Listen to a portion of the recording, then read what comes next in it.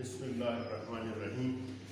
आज हम यह चैप्टर शुरू करते हैं केमिस्ट्री फर्स्ट ईयर का चैप्टर नंबर 9 केमिकल काइनेटिक्स उसका नाम। अब केमिकल काइनेटिक्स भी इसको कहते हैं और रिएक्शन काइनेटिक्स भी कहते हैं।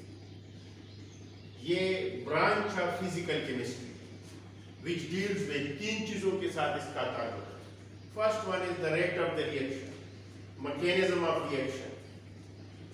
Second one is mechanism of the reaction, factors affecting rate of reaction. ये तो केमिकल काइनेटिक्स का ताल्लुक इन तीन चीजों के साथ है कि इस फील्ड में, इस ब्रांच ऑफ केमिस्ट्री में हम रेट ऑफ रिएक्शन मालूम करते हैं, मैकेनिज्म ऑफ रिएक्शन मालूम करते हैं और वो फैक्टर्स मालूम करते हैं जिन पर रेट ऑफ रिएक्शन का इंहिसार। अब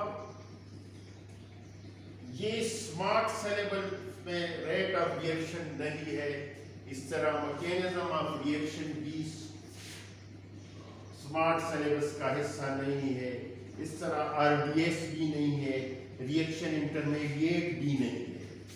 लेकिन थोड़ा सा इसकी इंट्रोडक्शन करनी चाहिए क्योंकि बास चीजों के लिए, आने वाले टॉपिक के लिए जरूरी है।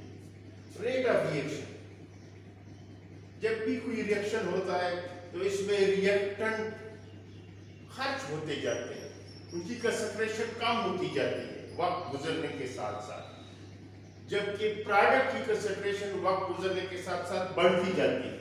Change in molar concentration of one of the reaction और product per unit time, per unit time में रिएक्टेंट कितना कम होता है, खर्च होता है और प्रोडक्ट कितना पैदा होता है, उसी को हम रेट ऑफ रिएक्शन कहते हैं। Represented by dx by dt। Rate of reaction के लिए जो सिंबल है वो आमतौर पर dx by dt लिखते हैं। तो rate of reaction dx by dt, rate of reaction बराबर होगा चेंज, D का मतलब change in reactant molar concentration divide by change in time. ये चेंज जिस टाइम में वाक़या हुआ है, जिस इंटरवल में वाक़या हुआ है, उस पर डिवाइड करते हैं। इसी तरह rate of reaction with respect to product इस तरह हम एक्सप्रेस करते हैं, plus change in product concentration divide by change in time. अब इधर हम नेगेटिव साइन लिखते हैं और इधर पॉजिटिव लिखते हैं। जब हम रेट ऑफ रिएक्शन को with respect to product express करते हैं तो हम यहाँ पे पॉजिटिव साइन लिखते हैं। इसकी वजह यही है कि चेंज इन प्रोडक्ट हमेशा पॉजिटिव आएगा। स्टार्ट में वो कम होगा, इनिशियल हालत में कम होगा और फिर कुछ वक्त के बाद वो बढ़ जाएगा।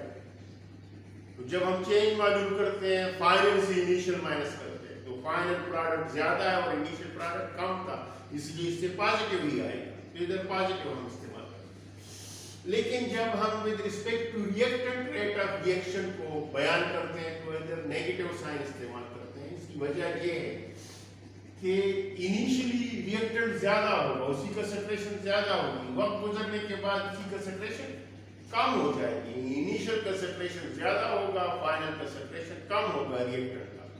तो इसलिए जब हम उसकी चेंज मालूम करते हैं, final concentration minus initial concentration, तो वो नेगेटिव आएगा और रेट ऑफ रिएक्शन तो नेगेटिव नहीं हो सकता, वो हमेशा या जीरो होगा या जीरो से ज्यादा होगा। जीरो से किसी भी सूरत में रेट ऑफ रिएक्शन माइनस नहीं हो सकता। तो इसलिए हम अपनी तरफ से यहाँ पे माइनस लगाते हैं ताकि इससे जो माइनस आ जाए वो इस माइनस के साथ मल्टीप्लाई होकर पॉजिटिव हो जाए। As rate of reaction is always positive, whereas change in reactant concentration is always negative. Therefore, negative sign is placed before change in reactant. यहाँ पे नेगेटिव इसलिए, इधर नेगेटिव लिखने की जरूरत नहीं। यूनिट इसकी, तो यहाँ पे ये कंसंट्रेशन है, कंसंट्रेशन की यूनिट मोल पर मीन क्यूब और ये टाइम है पर सेकंड, इसलिए मोल पर मीन क्यूब पर सेकंड इसकी यूनिट। अब मैकेनिज्म ऑफ रिएक्शन,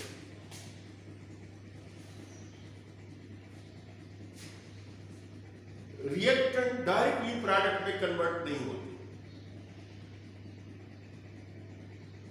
पहले उन रिएक्टेंट से एक और चीज बनती है, फिर उससे एक और चीज बनती है और आखिर जाकर फिर प्रोडक्ट बनती है।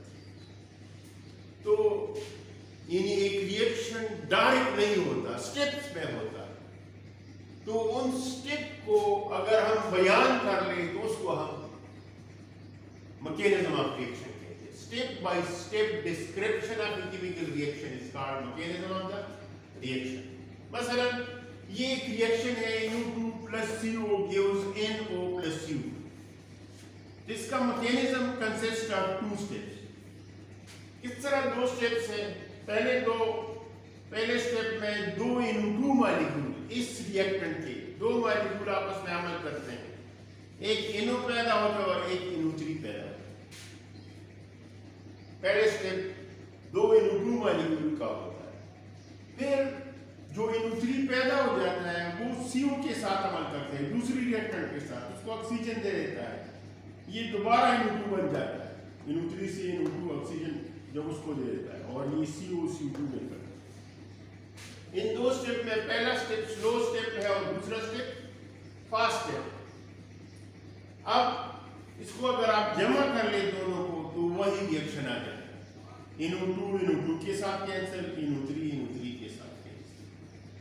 बाकी क्या रह गया? NO2 plus CO, product side पे NO प्लस CO, बाकी तो कैंसर। तो ये इसका मैकेनिज्म। अब यहां पे तो 2 स्टेप मैंने मैकेनिज्म लिख लिया। हो सकता है किसी और रिएक्शन के मैकेनिज्म 3 स्टेप पर मुश्तमिल हो, 4 पर हो, 5। हर एक की अपनी अपनी स्पीड होगी हर स्टेप की। उसमें से जो सबसे स्लोएस्ट स्टेप होगा उस स्लोएस्ट स्टेप को हम रेट डिटरमिनिंग स्टेप कहते हैं, RDS mean rate determining step.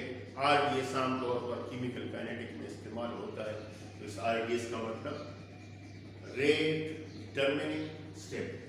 तो यहाँ पे सिर्फ 2 स्टेप है, ये फास्ट है और ये स्लो। तो ये स्लोएस्ट हो गया, तो इसको हम RDS कहते हैं।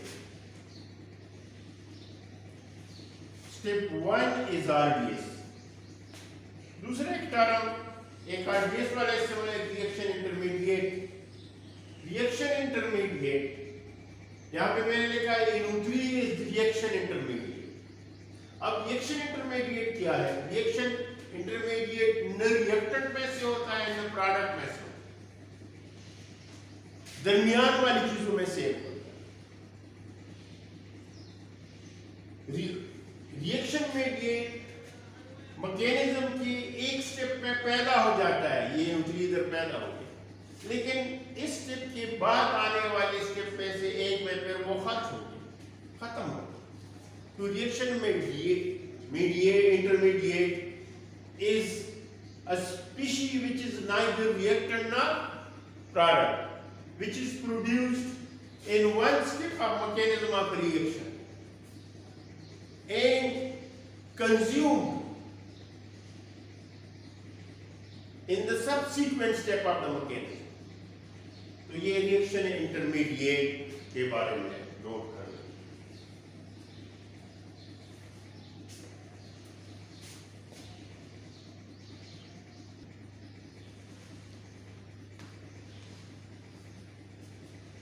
अब स्मार्ट सिलेबस के मुताबिक ये टॉपिक भी शामिल नहीं है, रेट इक्वेशन, रेट एक्सप्रेशन या रेट लॉ।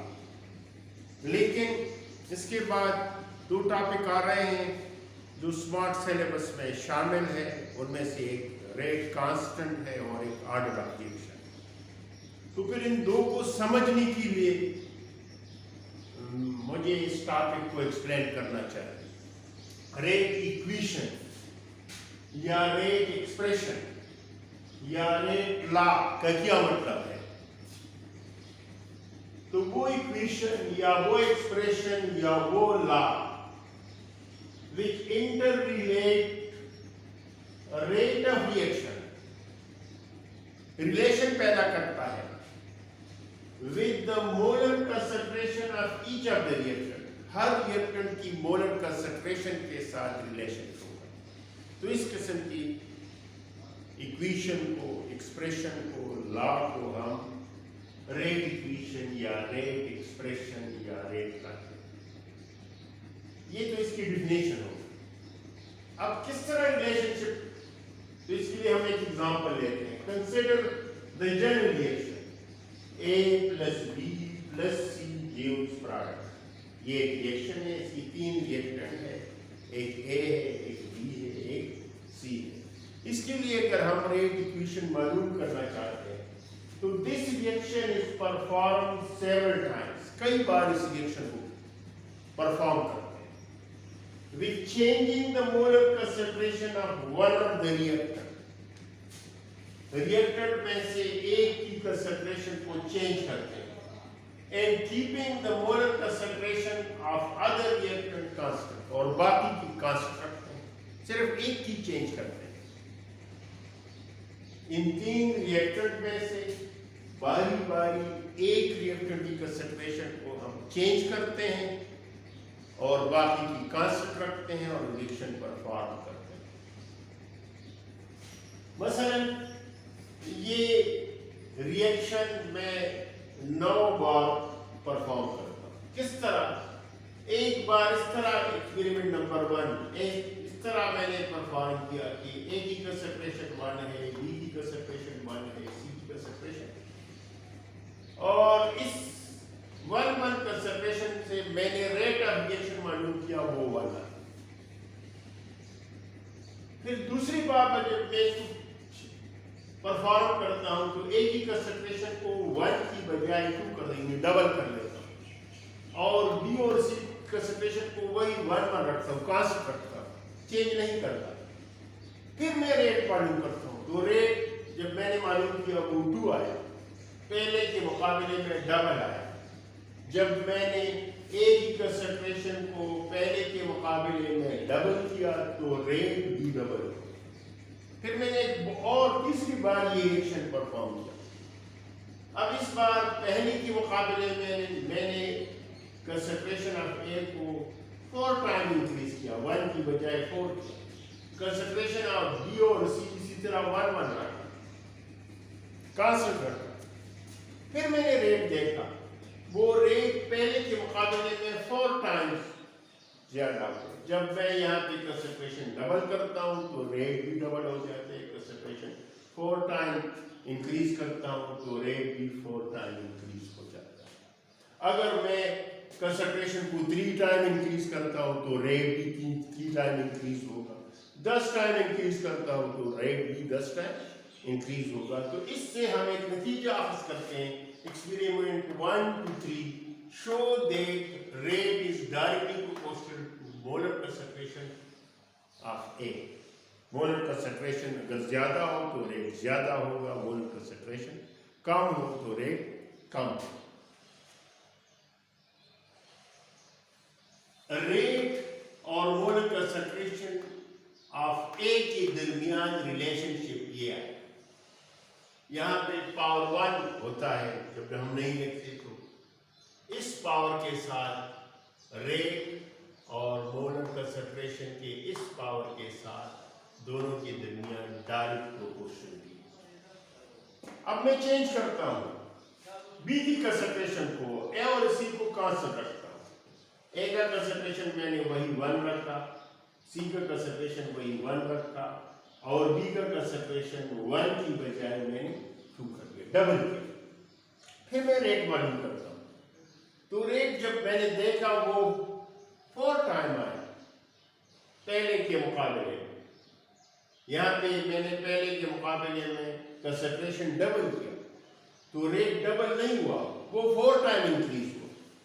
फिर मैंने B की कंसंट्रेशन को 3 टाइम इंक्रीज किया, 1 की बजाय 3 रखा, बाकी का वही 1 रखा, कांस्टेंट रखा। तो फिर मैंने रेट को देखा तो वो 9 टाइम रेट इंक्रीज हुआ, 3 टाइम इंक्रीज नहीं हुआ बल्कि 9 टाइम इंक्रीज हुआ। इसी तरह फिर मैंने B की कंसंट्रेशन को 1 की बजाय 4 टाइम इंक्रीज किया, 4 किया, 1 की बजाय 4 किया, इसका मतलब मैंने 4 टाइम इंक्रीज किया। फिर जब रेट देखा वो 4 टाइम इंक्रीज नहीं हुआ, बहुत ज्यादा इंक्रीज हुआ, 16 टाइम इंक्रीज हुआ। इन 3 एक्सपेरिमेंट से, एक्सपेरिमेंट 4, 5 और 6 से हम ये नतीजा हासिल कर सकते हैं कि rate is directly proportional to B का सेपरेशन टू द पावर 2। इसका स्क्वायर ले ले तो 4 आ जाता है, इसका स्क्वायर ले ले तो 9 आ जाता है, इसका स्क्वायर ले ले तो 16 आता है। रेट यहां पर भी चेंज हो रहा है, लेकिन निस्बतन ज्यादा चेंज हो रहा है। और वो हम किस पावर के साथ लिख सकते हैं कि rate is directly proportional to the molar concentration of B to the power 2। वो टू द पावर 1 के साथ इंक्रीज हो रहा था और ये पावर 2 के साथ इंक्रीज हो रहा है। इसी तरह मैं अब C की कंसंट्रेशन को चेंज करता हूं, 1 की बजाय 2, 3, 4 लेता हूं और बाकी की कंसंट्रेशन को कांस्टेंट रखता हूं।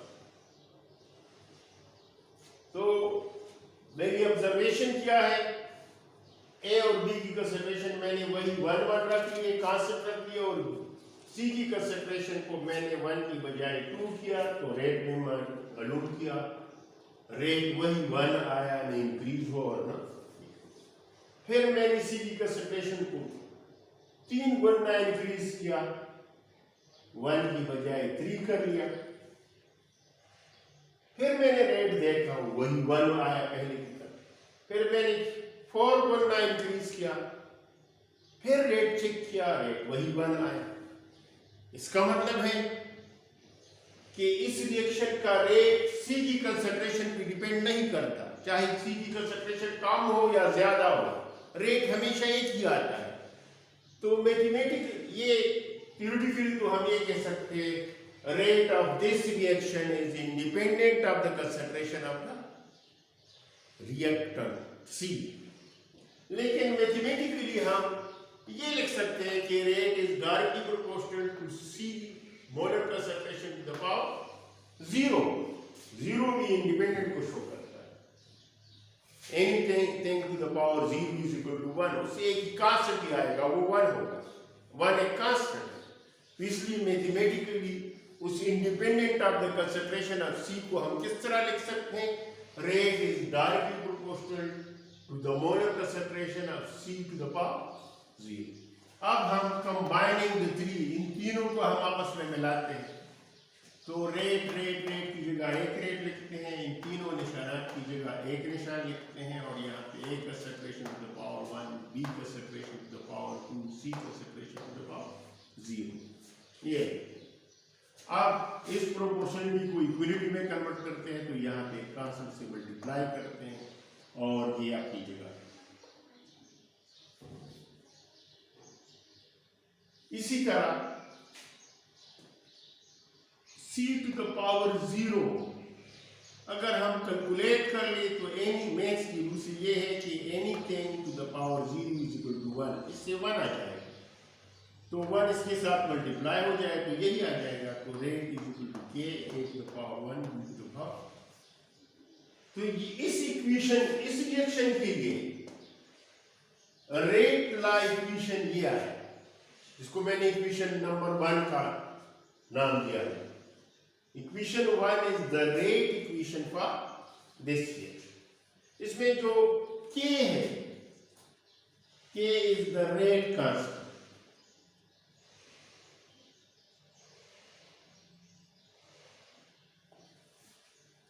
रेट कांस्टेंट या स्पीड कांस्टेंट या वेलोसिटी कांस्टेंट यहाँ पे, या स्पेसिफिक रेट कांस्टेंट, ये स्मार्ट सिलेबस का हिस्सा है। इसके बाद हम ये टॉपिक अब डिस्कस करेंगे कि रेट कांस्टेंट क्या होता है।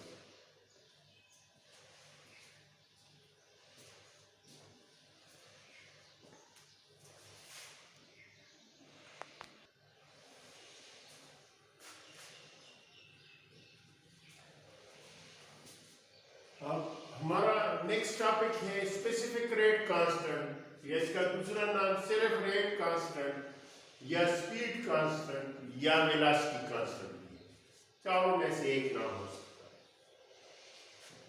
Suppose the rate equation for the reaction, ये रिएक्शन है A plus B plus C की उस प्रोडक्ट, उसका रेट इक्वेशन ये आ गया। एक्सपेरिमेंटली साइंटिस्ट ने मालूम किया, फर्ज कर ले वो ये है कि rate is equal to K A to the power 1 B to the power 2 C mole plus separation to the power 0. In this equation, in this rate equation, K is called rate constant। इस K को हम rate constant कहते हैं। अब rate constant is defined as rate constant is equal to, ये rate constant इस rate के बराबर होगा, लेकिन उस सूरत में ये K rate के बराबर हो सकता है जब इसकी का सेपरेशन 1 हो, इसकी भी का सेपरेशन 1 हो, इसकी भी का सेपरेशन 1 हो, तो इन तीन टर्म से 1 आ जाएगा, तो फिर K से बराबर हो जाएगा rate. Rate constant is equal to rate of the reaction, लेकिन किस सूरत में रेट ऑफ द रिएक्शन के बराबर होगा? Provided the molar concentration of each of the reactant is unit. हर एक रिएक्टेंट की कंसंट्रेशन 1 मोल पर डी के बराबर। इफ इन इक्वेशन 1 इसकी जगह मैं 1 मोल पर डी क्यूब ले लूँ, इसकी B की मोलर कंसंट्रेशन की जगह मैं 1 मोल पर D cube C, A is equal to 1 mole per d cube, B is equal to 1 mole per d cube, C is equal to 1 mole per d cube. Then rate is equal to K, और A की molar concentration की जगह 1 to the power 1, B की molar concentration की जगह 1 to the power 2, क्योंकि उसमें 2 power है, C की मोलर कंसंट्रेशन की जगह में 1 to the power 0 लिख चुकी हूँ, इसका पावर 0। अब इसको मैं सिंप्लीफाई कर लूँ तो rate is equal to K 1 to the power 1 से 1 आ जाएगा, 1 to the power 2 CB 1 आ जाएगा, 1 to the power 0 CB, ये 1 मल्टीप्लाइड बाय 1 तो rate is equal to K। इसका मतलब ये है कि अगर हम किसी रिएक्शन की रेट कांस्टेंट की कीमत मालूम करना चाहते हैं तो उसके लिए हम पहले हर एक रेट की कंसंट्रेशन 1 मोल पर डी क्यूब लेकर उस रिएक्शन को परफॉर्म करने से, कंप्लीट होने से जो भी रेट आया उस रिएक्शन का, उसी को हम rate constant for that reaction कह सकते हैं। यूनिट ऑफ के, रेट कांस्टेंट की यूनिट क्या हो सकती है, is different for different reaction. मुख्तलिफ रिएक्शन के लिए मुख्तलिफ हो सकती है। मिसाल के तौर पर if the rate equation for the reaction A gives product is rate is equal to K A to the power 1 pi, then unit of K, ये K किस चीज के बराबर होगा? ये यहाँ पे मल्टीप्लाइड है, तो इस तरफ ले आए तो rate divide by A concentration to the power 1 हो जाए। K is equal to rate divide by A molar concentration to the power 1। अब रेट की यूनिट इससे पहले हम पढ़ चुके हैं मोल पर डी क्यूब पर सेकंड के बराबर, इसकी जगह यूनिट पहले लिखी, और इसकी यूनिट क्या है? ये तो मोल पर डी क्यूब है, ये मोल के साथ कैंसिल, डी क्यूब क्या रह गया? सिर्फ ये पर सेकंड। तो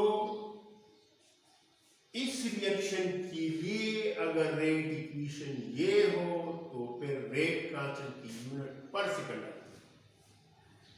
but if the rate equation for the above reaction is इस तरह हो, rate is equal to K A to the power 2 के साथ relation, then unit of K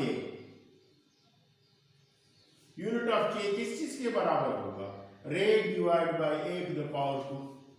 तो रेट की यूनिट ये है मोल पर डी क्यूब पर सेकंड, और A की मोलर कंसंट्रेशन ऑफ A की यूनिट है मोल पर डी क्यूब, और यहाँ पे स्क्वायर है तो इसलिए यूनिट का मैं स्क्वायर लेकर, अब ऊपर 1 मोल पर डी क्यूब है और नीचे 2 मोल, यानी मोल पर डी क्यूब 2 है, तो 1 मोल पर डी क्यूब इसके साथ कैंसिल हो जाएगा और 1 रह जाएगा नीचे।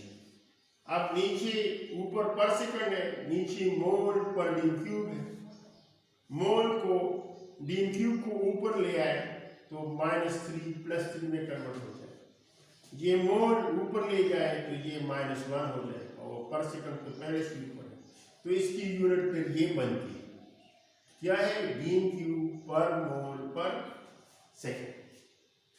इस तरह जो रेट इक्वेशन चेंज हो जाए तो फिर इसकी यूनिट मुख्तलिफ हो सकती है, ये डिपेंड करता है रेट इक्वेशन।